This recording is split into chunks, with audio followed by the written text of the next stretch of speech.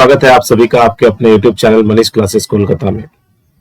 आज के इस सेशन में हम आपके साथ डिस्कस करने वाले हैं बीकॉम सेमेस्टर 2 के कंपनी लॉ के चैप्टर कंपनीज एडमिनिस्ट्रेशन के मोस्ट इंपॉर्टेंट एमसीक्यूज के पार्ट 2 को। इससे पहले हम लोगों ने पार्ट 1 को कवर किया था, तो जिन लोगों ने पार्ट 1 नहीं देखा है उनसे रिक्वेस्ट है कि पहले आप हमारे चैनल पे जाइए, वहां पर प्लेलिस्ट बना होगा कंपनी लॉ का। कंपनी लॉ के प्लेलिस्ट में आप जाइए और वहां जाकर के पहले आप कंपनीज एडमिनिस्ट्रेशन का पार्ट 1 देखिए और पार्ट 1 देखने के बाद आप इस वीडियो को स्टार्ट करेंगे। तो आज के इस सेशन के दौरान हम 25 क्वेश्चंस डिस्कस करने वाले हैं और वो 25 क्वेश्चंस जो है आपके एग्जामिनेशन के लिए मोस्ट इंपॉर्टेंट क्वेश्चंस रहने वाले हैं, जो आपको 16 आउट ऑफ 16 दिला सकते हैं इस पर्टिकुलर यूनिट से। तो हर एक क्वेश्चंस को आप डिटेलिंग देखिएगा और हर एक क्वेश्चंस को बिना स्किप किए आप पूरा का पूरा वीडियो देखिए। और यदि आपको हमारा वीडियो अच्छा लग रहा हो तो आप इसे लाइक कीजिए, हमारे चैनल को सब्सक्राइब कीजिए और इस वीडियो को आप अपने फ्रेंड्स, अपने टेलीग्राम ग्रुप्स और अपने कॉलेज ग्रुप्स में भी सर्कुलेट कर दीजिए। तो चलिए बिना टाइम वेस्ट किए हुए शुरू करते हैं आज का क्वेश्चन। तो जो सबसे पहला आज का क्वेश्चन हमारे सामने है वो क्वेश्चन नंबर 26 है। 26 इसलिए क्योंकि 25 नंबर क्वेश्चन तक हमने ऑलरेडी आपके साथ डिस्कस कर लिया था। तो क्वेश्चन नंबर 26 कहता है कि a new company is incorporated shall employ women director within dash from the date of its incorporation. तो आपको पता होना चाहिए कि कोई भी कंपनी जब फॉर्म होती है, ठीक है ना, कोई भी कंपनी जब फॉर्म होती है तो उसके कितने दिनों के अंदर जो है उसे वुमेन डायरेक्टर को अपॉइंट करना पड़ता है, ये आपसे क्वेश्चन पूछा गया है। तो इसका करेक्ट आंसर होगा option number B, that is 6 month. यानी कि कोई भी नई कंपनी जो नई रजिस्टर्ड हुई है उसे एटलीस्ट वुमेन डायरेक्टर को 6 महीने के अंदर में from the date of its incorporation क्या करना पड़ेगा, अपॉइंट करना पड़ेगा। चलिए क्वेश्चन नंबर 27 की तरफ चलते हैं। क्वेश्चन नंबर 27 कह रहा है कि any intermittent vacancy of a women director shall be filled by the board at the earliest but not later than immediate next board meeting or dash from the date of such vacancy whichever is later। यानी कि कभी भी यदि बीच में कोई women director की vacancy हो जाती है, ठीक है ना, तो उस वैकेंसी को फिल किया जाएगा बोर्ड ऑफ डायरेक्टर्स के द्वारा जल्द से जल्द, लेकिन वो लेट नहीं होना चाहिए 3 महीनों से ज्यादा। तो option number A is correct. Question number 27 का आंसर जो होगा वो ऑप्शन नंबर ए होगा, दैट इज 3 मंथ्स।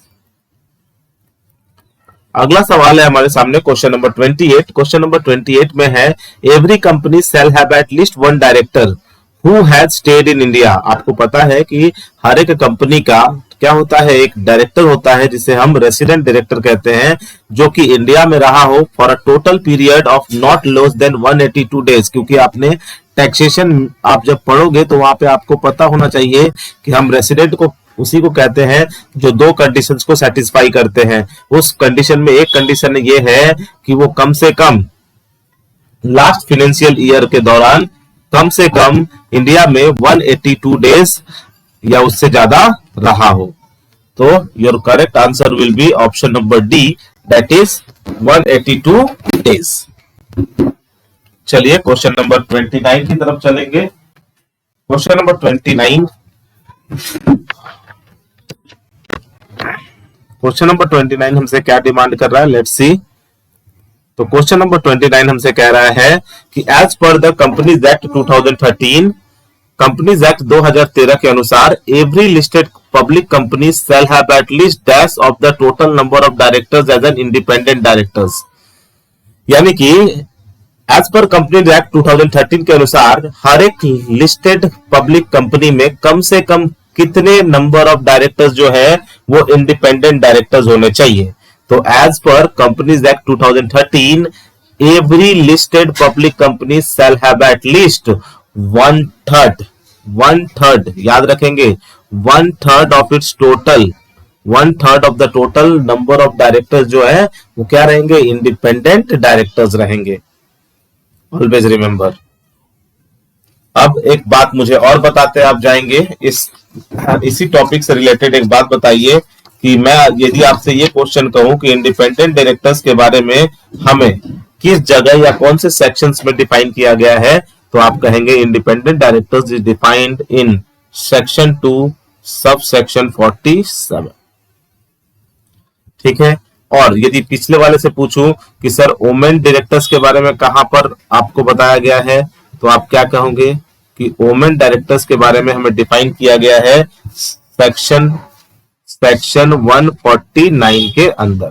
ठीक है। तो सेक्शन आपके एग्जामिनेशन के पॉइंट ऑफ व्यू से काफी ज्यादा इंपॉर्टेंट हो जाते हैं, क्योंकि आप सभी को पता है कि आप लॉ पढ़ रहे हैं और लॉ में सेक्शन जो है एक महत्वपूर्ण रोल प्ले करता है।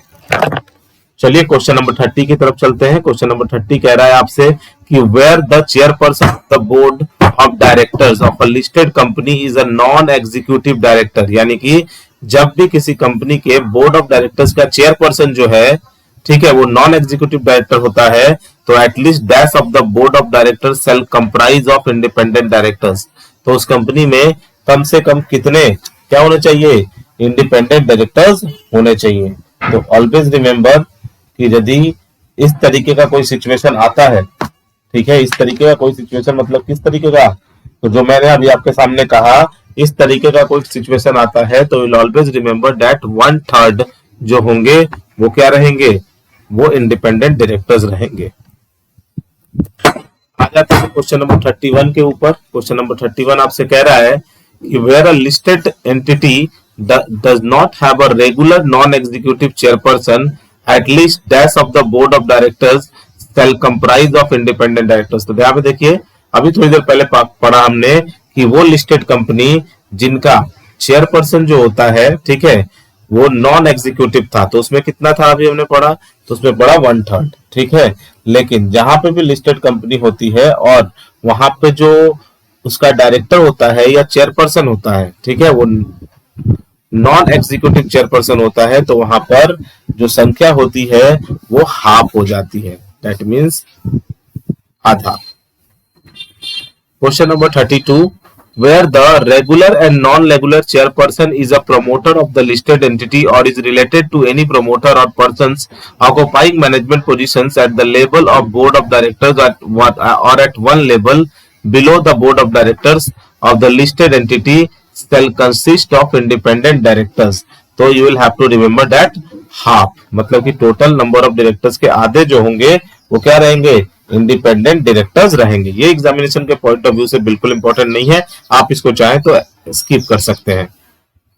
क्वेश्चन नंबर 33 पे चलते हैं। क्वेश्चन नंबर 33 है unlisted public companies having paid up share capital of dash shall appoint independent directors. मतलब कि वो कौन से कंपनीज जो है, यानी कौन सी अनलिस्टेड कंपनीज या अनलिस्टेड पब्लिक कंपनीज जो है वो इंडिपेंडेंट डायरेक्टर्स अपॉइंट कर सकती हैं। तो याद रखेंगे कि वो अनलिस्टेड कंपनीज जिनका पेड अप कैपिटल 10 करोड़ या उससे ज्यादा है, ठीक है ना, तो वो लोग जो है अपना इंडिपेंडेंट डायरेक्टर अपॉइंट कर सकते हैं। आ जाइए क्वेश्चन नंबर 34 पे चलते हैं। क्या लिखा है आगे, unlisted public companies having turnover of dash shall appoint independent directors. तो अभी आपने यही चीज पढ़ा थोड़ी देर पहले, जस्ट इसके पूछने का तरीका अलग हो गया। क्या है, आपसे पूछ रहा है कि unlisted public company having turnover of dash, ठीक है, शैल अपॉइंट इंडिपेंडेंट डायरेक्टर्स। तो अनलिस्टेड कंपनी यहाँ पे आपको किसके बारे में पूछ रहा है, यहाँ पे आप देखेंगे तो टर्नओवर के बारे में पूछ रहा है, जबकि पिछले वाले सवाल में आपसे पूछा था किसके बारे में, कि शेयर कैपिटल कितना होना चाहिए। तो याद रखेंगे अनलिस्टेड पब्लिक कंपनी के पास जो इंडिपेंडेंट डायरेक्टर्स अपॉइंट कर सकती हैं, उनका जो शेयर कैपिटल है वो 10 करोड़ या उससे ज्यादा का होना चाहिए। जबकि दूसरी तरफ आप ध्यान रखेंगे क्या, कि अनलिस्टेड पब्लिक कंपनी जिनके पास टर्नओवर जो होता है, ठीक है, कितने का होना चाहिए, तो टर्नओवर जो है वो 100 करोड़ या उससे ज्यादा का होना चाहिए। यानी कि 34, क्वेश्चन नंबर 34 का करेक्ट आंसर है ऑप्शन नंबर डी। चलिए क्वेश्चन नंबर 35। क्वेश्चन नंबर 35 आपसे कह रहा है कि unlisted public companies which have in aggregate outstanding loan debentures and deposit exceeding dash shall appoint independent directors. मतलब कि वो अनलिस्टेड पब्लिक कंपनी के बारे में बताइए जिनके पास इतना तक का यदि आउटस्टैंडिंग लोन डिवेंचर्स है या एग्रीगेट्स है या डिपॉजिट्स है, तो वो जो है क्या कर सकते हैं, इशू कर सकते हैं इंडिपेंडेंट डायरेक्टर्स को। तो विल ऑलवेज रिमेंबर दैट कि वो कंपनियां जिनका आउटस्टैंडिंग डिवेंचर लोन या फिर एग्रीगेट या डिपॉजिट्स जो है वो 50 करोड़ या उससे ज्यादा है, तो वो इंडिपेंडेंट डायरेक्टर्स अपॉइंट कर सकते हैं। आ जाते हैं क्वेश्चन नंबर 36 पे। ये इंपॉर्टेंट क्वेश्चन है। क्वेश्चन नंबर 36 कह रहा है आपसे, the maximum number of public companies in which a person can be appointed as a director shall not exceed, मतलब कि एक साथ एक व्यक्ति कितने नंबर ऑफ पब्लिक कंपनीज में डायरेक्टर रह सकता है। तो आप याद रखेंगे, ठीक है, the maximum number of public companies या the maximum number of public companies in which a person can appointed as a director shall not exceed 10। ये रुपीज नहीं होगा, ये रुपीज जो है वो गलत मिसप्रिंट है, यानी कि 10। ठीक है, चलिए क्वेश्चन नंबर 37 में चलते हैं। क्वेश्चन नंबर 37 आपसे कह रहा है, as defined in section 2 subsection 47 of the Companies Act 2013, independent director means an independent director referred to in of dash of the Companies Act। तो आपको पता होना चाहिए कि इंडिपेंडेंट डायरेक्टर्स को कौन से सेक्शन में डिफाइन किया गया है। तो आप कहोगे कि sir it is defined in section 149 subsection 6।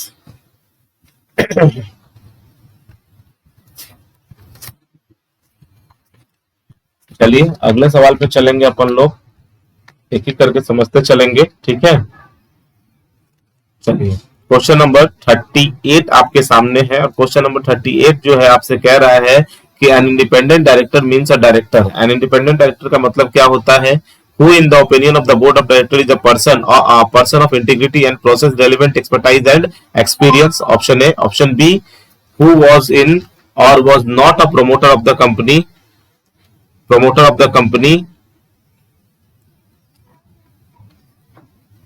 or its holding subsidiary or associate company। option number C, who is not related to promoters or directors in the company or company its holding subsidiary or associate company।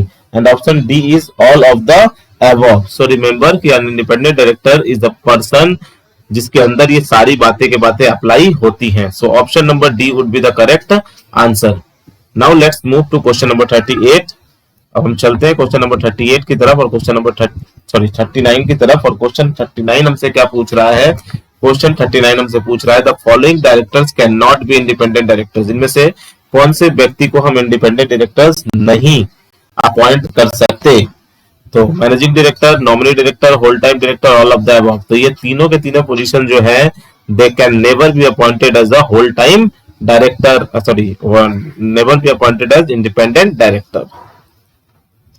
Now let's move to question number 40। that is question number 40 है, any vacancy of an independent director, कोई भी vacancy जो independent director को लेके आती है, shall be filled by the board at the earliest but not later than immediate next board meeting or dash from the date of such vacancy whichever is later।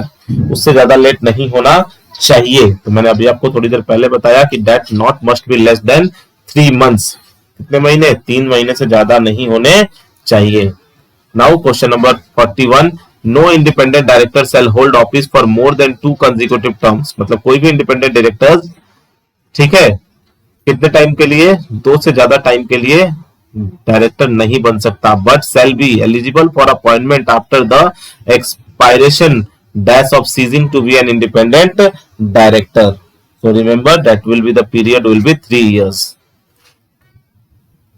Question number 42, provisions for small share holders are given इन।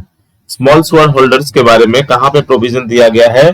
तो always remember it is defined in section 151। Section 151 में define किया गया है किसके बारे में, small share holders के बारे में। Question number 43, small share holder means share holder holding shares of nominal value of not more than. Small share holders का मतलब होता है वो शेयर होल्डर जिन्होंने किसी कंपनी का फेस वैल्यू या नॉमिनल वैल्यू शेयर रखा है, जिसकी वैल्यू जो है वो कितने से ज्यादा नहीं है, तो वो ₹20,000 से ज्यादा नहीं है। Question number 44, small share holders director shall not for a period of dash from the date on which he ceases to hold office be appointed in or associated with such company in any other capacity. तो small holders director, a small shareholders director shall not for a period of, कितने दिन से ज्यादा का नहीं होना चाहिए, shall not be a period of more than 3 years, यानी मैक्सिमम पीरियड जो होता है इनका वो 3 साल होता है.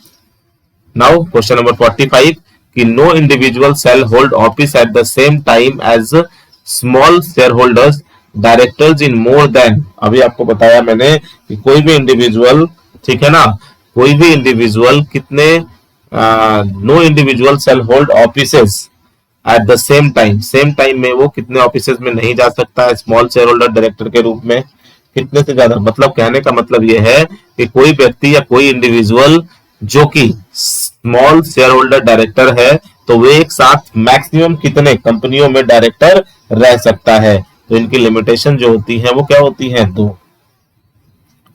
The Companies Act 2013 under small shareholder stipulates prior consent of a person to act as a director of a company. यानी कि Companies Act 2013 कहता है कि स्मॉल शेयर होल्डर, ठीक है ना, उनको जो है वो कंसेंट लेना होगा, ठीक है ना, किससे, तो कंसेंट लेना होगा डायरेक्टर बनने के लिए, ठीक है.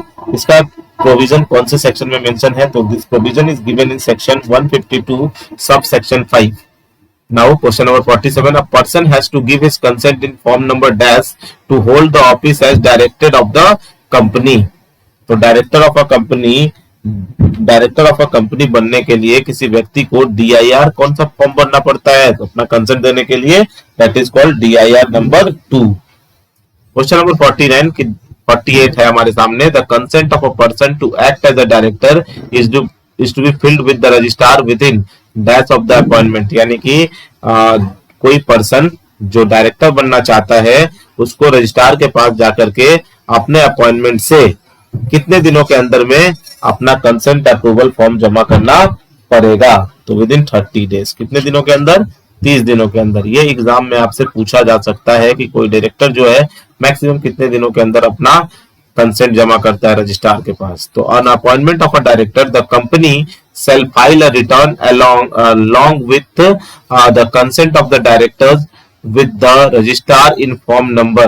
कितने नंबर फॉर्म में कंपनी अपने इसको डालती है, तो आप जानते हैं इट इज इन DIR 1.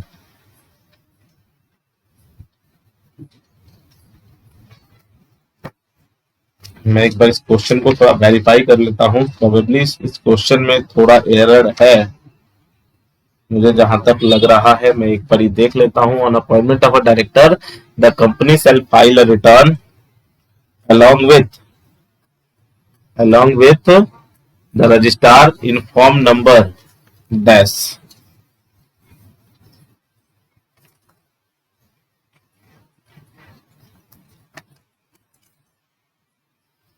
तो it is form number DIR 12.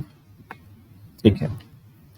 Last question of the day, आज है इस सेशन का आखिरी क्वेश्चन है कि on appointment of a director the company shall file a return in form number DIR 12. देखिए अभी थोड़ी देर बताया विद इन कितना दिन, अपॉइंटमेंट, डायरेक्टर अपॉइंटमेंट के कितने दिनों के अंदर, तो डायरेक्टर के अपॉइंटमेंट के